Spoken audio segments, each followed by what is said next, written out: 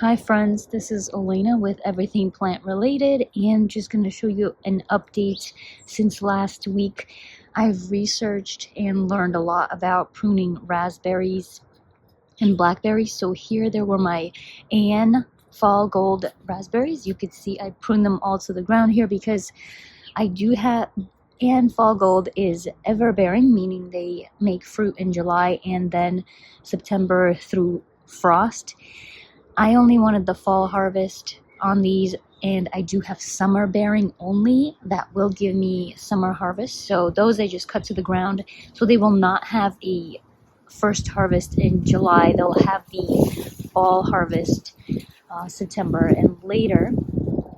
And what I just noticed by seeing this is that the suckers are growing behind there. So I'm going to pull them out, transplant them back in here to make this the Ann Fall Gold raspberry patch, which is pretty nice because it's right close to the deck, so when we just come down and can grab raspberries, it's nice for the kids. So I pulled out quite a few, the Fall Gold and raspberries, and some didn't have a stem, but they are growing new sprouts, and this one looks like it's just about 6 inches apart from growth to growth, which tells you, nature is telling you how far apart it can grow. So we had the 1, 2, this one I will cut to the ground after I replant it. So that's wonderful. Look at that beautiful growth. And these are all suckers, so you don't really have to propagate it. So I'll just cut right above those nodes. It's a good root system there. And then it's even got a little growth further along. And this is another. Oh, they're quite tangled. So all these that I will transplant now back into this bed, just because this will be. And this area, Sammy, is gonna have a lot of work. I just can't dig in the ground right now because the soil is too hard in the uncultivated areas, and the garden beds I can dig in because the soil is completely good there. So I've moved the raspberry that was here and the blackberry that was there to there. So I'm going to fix the pavers to go straight, and that's going to be a much bigger space here. So it's going to be a path going straight and then making this turn. So it's going to be one large area, and then the path's going to another other side. It's going to be straight, and then making sure that it matches. And then there's going to be a trellis, kind of when you're looking from the side of the house, trellis with the rows. So it's going to be placed about there, so you kind of see the trellis with the rows, climbing rows, and it would entice you to go see what's over here. And this will be native flowers a bit, cut flowers, and vegetables on the side. Then we have blackberries, bush cherries, thornless blackberry here. We have a fig right there. We have a josta berry right here. It's very little. Native 9 bark. Then we have raspberries. And this is the raspberry patch. It was going to be the peony patch, but I figure this is completely out of the way, and these are thorny raspberries, so I pruned them all to the ground, identified which one was which. These are all heritage,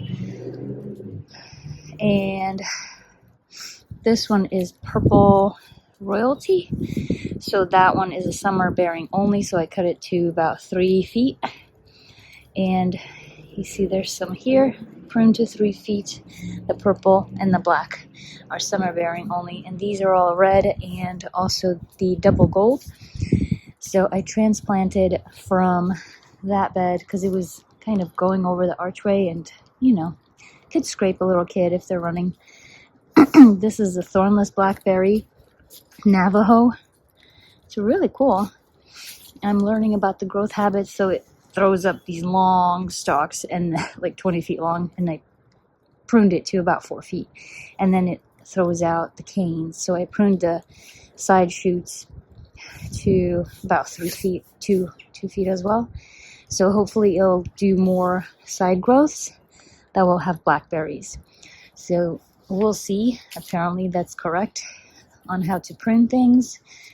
So I just have a lot of work to do here, but I can't do it until the ground is soft, because the grass, you can't dig in the grass. In the beds where it was cultivated, I can totally dig and transplant, but in the grass, which I need to do to make this straight, I can't right now. So just trying every day to see, but we kind of have like 2 or 3 months of cold left. So that's the raspberry patch. Then I'm gonna have 3 trellises here, 4 feet wide by 6 feet long. So we're gonna have 1, 2, 3, and then we're gonna have the rose trellis over here. So this area is getting the biggest overhaul, and everything else has gone by the wayside. It's a lot of work, but I'm enjoying it very much.